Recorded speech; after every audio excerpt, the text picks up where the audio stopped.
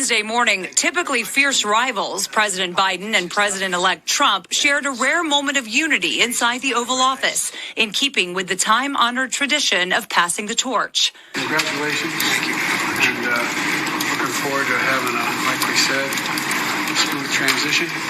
Do everything we can to make sure you're accommodated, what you need. And we're going to get a chance to talk about some of that today. So welcome.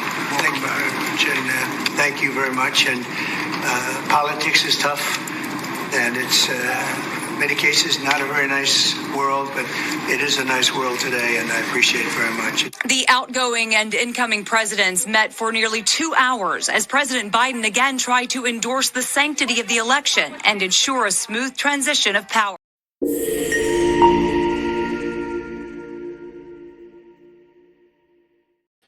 Well, good damn afternoon, Hamericans. Jericho Green here with you once again. Give me a follow on X at Green_Jericho. Also, like and subscribe to this channel if you haven't already, and also my new channel, Green's House. So what you just saw there was President-elect number 45 and 47 going to the White House, you know, doing some traditional things, passing of the torch and all that kind of shit, blah, blah, blah. Happens all the time. You notice Melania was there. I did a video about that. She told Joe Biden, fuck you. Didn't like the way you treated my husband. Didn't like you rooting around in the panty drawer. So no, we won't be there. Yeah, that's all well and good. The tradition and everything. Trump's there shaking his hand, blah, blah, blah. But I have a question. You can see it scrolling across the bottom of the screen. Why did Sloppy Joe invite Hitler to his house? Would you do that? Would you invite somebody that was a mass murderer and it was so vile and disgusting and you spent a year trashing and slandering them in the media? Would you then invite that person over to your house and smile in their face? I wouldn't. So being that Sloppy Joe was calling Trump a threat to democracy, and he was basically calling him Hitler, you know, saying that he's spewing the same anti-Semitic bile as the Nazis did in 1939. But you know what? What am I talking about? Why am I telling you what Sloppy Joe said when I could just let Sloppy Joe tell you? History has thrust one more urgent task on us. Will we be the generation that finally wipes out the stain of racism from our national character? I believe we're up to it. I believe we're ready. Just a week ago yesterday was the 3rd anniversary of the events in Charlottesville. Close your eyes. Remember what you saw on television. Remember seeing those neo-Nazis and Klansmen and white supremacists coming out of fields with lighted torches, veins bulging, spewing the same anti-Semitic bile heard across Europe in the 30s. Remember the violent clash that ensued between those spreading hate and those with the courage to stand against it. And remember what the president said when asked? He said there were, quote, very fine people on both sides. It was a wake-up call for us as a country, and for me, a call to action. He says that's why he ran, because he saw Donald Trump on that day in Charlottesville. So full of shit. Number one, no, you're not going to be able to erase the stain of racism from America. It's never going to happen. There's always going to be racism. As long as there are people, there's going to be racism. As long as there are people, there's going to be hatred, and there's going to be murder and theft and deception and betrayal and all those horrible things that only our disgusting species can bring to the planet. Close your eyes. Remember where you were. Is this the fucking Kennedy assassination? Is this 9/11? Is this January 6th, a day that will live in infamy? Yeah, it was sad that lady lost her life. Close your eyes and remember. I don't remember where I was when that shit went down. Veins bulging. How did you see their veins bulging? Coming out of the brush with lighted torches? You mean those citronella bullshit backyard luau glorified birthday candles? Is that what you're talking about? Is that what you mean? Are you trying to make me conjure up images of the torch the Sylvester Stallone made in that cave in the first Rambo movie? Are those the kind of torches? Or are they the torches you see on sale every 4th of July at Home Depot? Veins bulging, spewing the same anti-Semitic bile heard across Europe in the 1930s. You are full of more shit than a Christmas turkey, as my dad would say. But you think he's done? Do you think Sloppy Joe's tank is empty? What, in your view, constitutes the primary threat to freedom and democracy at home? Donald Trump. Seriously.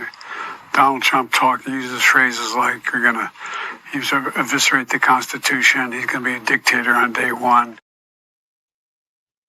Number one threat to democracy, Donald Trump.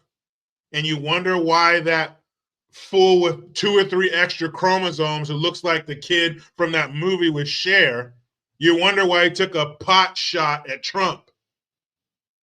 So if Trump is the number one threat to democracy, he supports Nazis. He is the reincarnation of Adolf Hitler. That would make Melania his Eva Braun. If Trump is truly a Nazi and white supremacist sympathizer, a racist, a sexist, and a misogynist, and don't forget, a xenophobe. If somebody who is all of those things, then why would you invite them to your house? Jericho, it's not his real house. It is. It's his house. It's the White House. It's not called the White Bungalow or the White Hangout Spot. It's called the White House. Sloppy Joe lives there, so it makes it his house. So why would you invite somebody so vile and disgusting and divisive to your residence? Well, good thing I've been thinking about this. I have 2 reasons. Number 1, you're lying and you are full of shit, or he's not. Which one is it? Are you so dumb and foolish that you think we would believe those things you've been saying for the last year? Is that what it is? If he's so disgusting of a human being, why did you invite him to your house? Either he's not what you said he was, or you knew he wasn't, and you were lying. Either way, it's bad, Sloppy Joe. That's why you're gone. That's why you were ousted by a cackling ahua from California.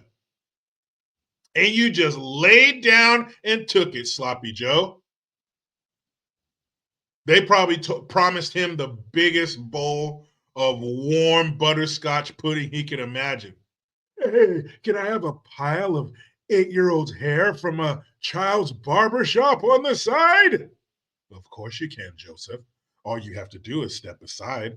But I've been saying for weeks that I'm not going anywhere, and I'm going to run for president, and I'm ready. Yeah, I know, Joseph, but after that debate, you got to go.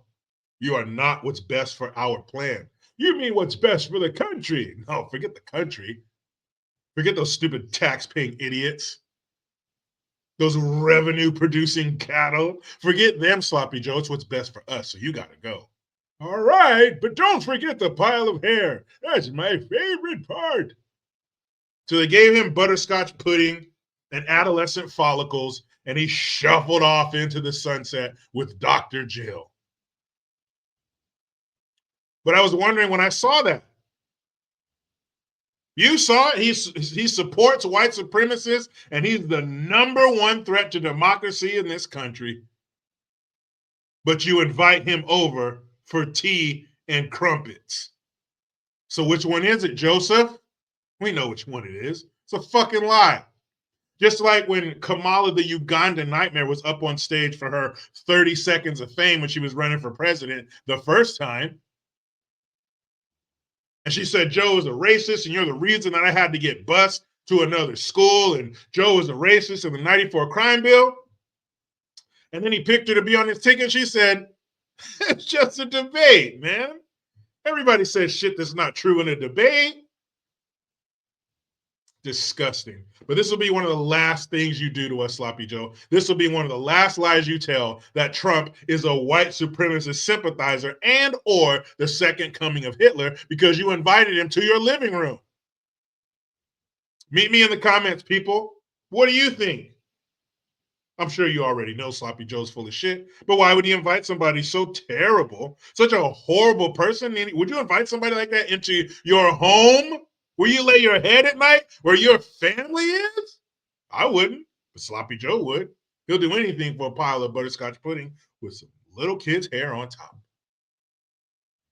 But you know how it goes. I try to be done with the left, but they just won't let me. I'm out.